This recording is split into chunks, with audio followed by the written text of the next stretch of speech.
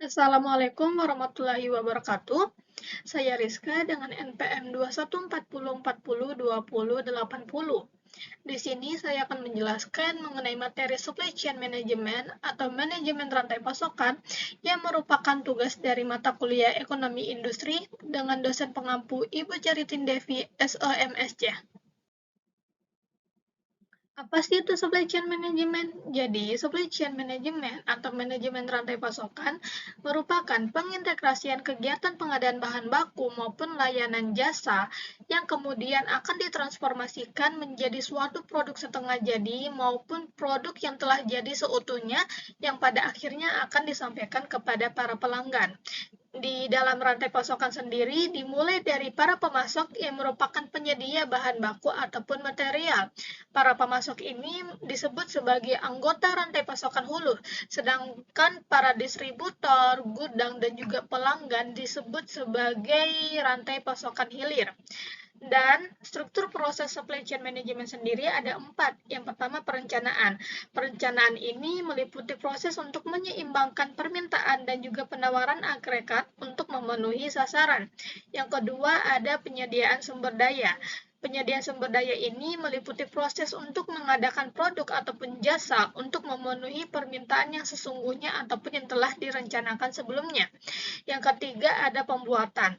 Pembuatan ini pastinya melibatkan permintaan maupun penerimaan bahan, pemanufakturan, dan juga pengujian produk serta pengepakan. Dan struktur proses yang terakhir adalah penyampaian. Penyampaian ini mencakup penyediaan produk ataupun jasa untuk memenuhi permintaan yang aktual ataupun permintaan yang telah direncanakan sebelumnya.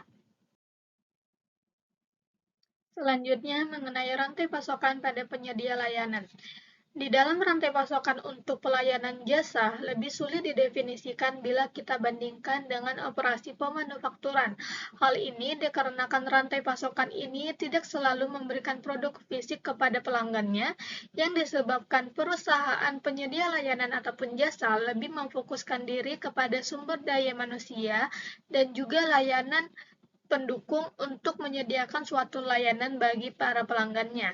Jadi, di dalam manajemen rantai pasokan, perusahaan jasa ataupun layanan berkaitan dengan sifat yang tidak tampak, baik bagi sumber daya maupun dalam hal penyampaiannya kepada para pelanggannya.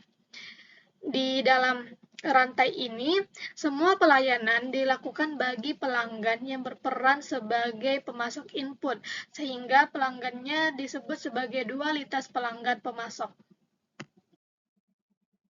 Selanjutnya, mengenai pengelolaan rantai pasokan. Pengelolaan rantai pasokan sendiri memfokuskan pada pengintegrasian dan juga pengelolaan aliran produk, jasa atau pelayanan, serta informasi melalui rantai pasokan untuk membuat tanggap terhadap kebutuhan pelanggan dengan biaya total yang lebih rendah. Salah satu tujuan dari pengolahan rantai pasokan sendiri adalah untuk mencapai sinkronisasi aliran hulu dalam kedatangan bahan baku, komponen, perakitan, serta layanan dengan produksi ataupun distribusi yang berada di hilir, sehingga dapat menanggapi ketidakpastian dalam permintaan pelanggan tanpa adanya biaya yang tinggi yang dikarenakan kelebihan persediaan. Rantai pasokan pastinya memerlukan kolaborasi, kerjasama, dan juga komunikasi di antara semua anggotanya secara efektif. Pemasok dan pelanggan harus saling berbagi informasi. Di dalam hal berbagi informasi, pastinya ada suatu aliran informasi, dan aliran tersebutlah yang disebut sebagai manajemen rantai pasokan. Di antara pemasok dan juga pelanggan harus memiliki tujuan yang sama dan harus saling percaya satu sama lain. Selain itu, di antara pemasok dan juga pelanggan harus berpartisipasi secara aktif dalam mewujudkan kualitas dan juga ketetapan waktu. Di dalam pengelolaan ini terdapat beberapa isu yang dapat berpengaruh terhadap inefisiensi organisasi, di antaranya kesepakatan bersama pada tujuan, saling percaya, dan juga budaya organisasional yang kompatibel. Selain ketiga isu tersebut, ada pula isu mengenai optimasi lokal, insentif, dan juga pembelian dalam jumlah yang sangat besar. Di dalam rantai pasokan sendiri terdapat 6 strategi. Strategi pertama adalah menggunakan banyak pemasok. Jadi, di dalam strategi ini digunakan untuk menanggapi permintaan dan juga spesifikasi dengan pesanan pada penawaran yang rendah. Strategi ini memainkan satu pemasok dan menempatkan beban pemenuhan permintaan sepenuhnya kepada pemasok tersebut. Dan strategi ini biasanya lebih tepat digunakan bagi perusahaan dengan produk komoditas. Dan strategi selanjutnya adalah menggunakan sedikit pemasok, di mana strategi ini menunjukkan untuk pencarian atribut yang ditujukan untuk meningkatkan keinginan dalam berpartisipasi untuk sistem just in time dan penyediaan inovasi dalam desain ataupun keahlian teknologi. Untuk strategi yang ketiga adalah integrasi vertikal, yang merupakan pengembangan kemampuan untuk menghasilkan produk yang sebelumnya benar-benar dibeli. Strategi keempat ada kerjasama. Jadi, strategi kerjasama ini diadakan karena strategi integrasi vertikal dianggap berbahaya dan juga bersifat informal.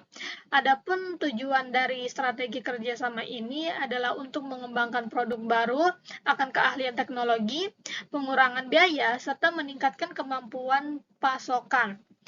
Strategi selanjutnya adalah jaringan kerja Keiretsu. Di dalam strategi ini merupakan gabungan dari strategi sedikit pemasok dan juga integrasi vertikal, di mana di dalam strategi ini, pemasok menjadi bagian dari koalisi perusahaan yang disebut sebagai Keiretsu. Dan strategi terakhir adalah perusahaan maya, yang merupakan perusahaan yang mengandalkan berbagai macam hubungan dengan para pemasok untuk menyediakan layanan terhadap suatu permintaan dari para pelanggan. Selain terdapat strategi, di dalam rantai pasokan juga pastinya membutuhkan teknologi informasi. Nah, teknologi informasi tersebut diantaranya yang pertama e-procurement. Jadi, teknologi ini menggunakan internet untuk membantu pembelian, di mana teknologi ini digunakan untuk mempercepat pembelian, mengurangi biaya, mengintegrasikan rantai pasokan, dan juga mendorong keunggulan bersaing organisasi. Teknologi kedua adalah Electronic Ordering Advanced Transfer yang disingkat sebagai EDI. Jadi, EDI ini merupakan pendekatan tradisional untuk mempercepat transaksi dan juga mengurangi penggunaan kertas-kertas kerja. Teknologi ketiga adalah katalog online. Jadi, di dalam katalog ini menyediakan berbagai informasi mengenai suatu produk dalam bentuk elektronik.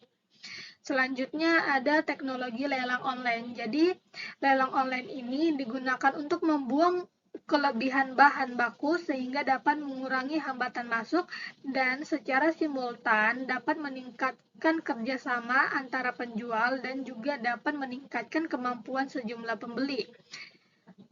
Teknologi selanjutnya adalah barcode. Nah, di dalam barcode ini terdapat sistem pengumpulan data yang secara otomatis dapat dibaca oleh komputer, di mana di dalam barcode ini berisi mengenai informasi dari suatu produk. Dan untuk teknologi informasi terakhir adalah identifikasi frekuensi radio, di mana teknologi ini menggunakan gelombang radio untuk mengirimkan data antar pembaca. RFID sendiri berisi microchip kecil dan juga pita tipis. Terakhir, kita akan membahas mengenai mengukur kinerja rantai pasokan.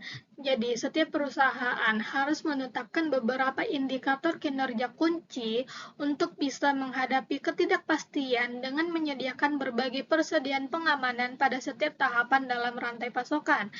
Kinerja rantai pasokan sendiri memiliki 3 indikator. Indikator pertama adalah perputaran persediaan yang memiliki rumus harga pokok penjualan dibagi dengan rata-rata nilai agregat persediaan.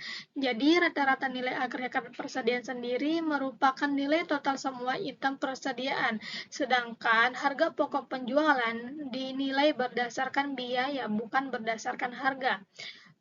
Dan adapun indikator kedua adalah hari pemasokan yang memiliki rumus rata-rata nilai agregat persediaan dibagi harga pokok penjualan per 365.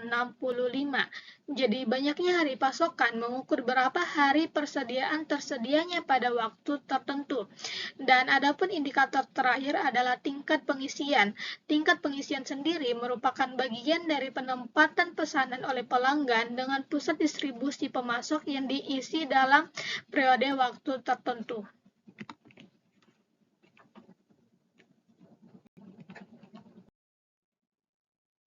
Mungkin itu saja penjelasan mengenai materi supply chain management atau manajemen rantai pasokan. Kurang dan lebihnya mohon dimaafkan karena saya sadar bahwa di dalam penjelasan tersebut terdapat kekeliruan, terdapat kekurangan, dan juga terdapat kesalahan. Mohon dimaafkan dan mohon dimaklumi. Wassalamualaikum warahmatullahi wabarakatuh dan terima kasih.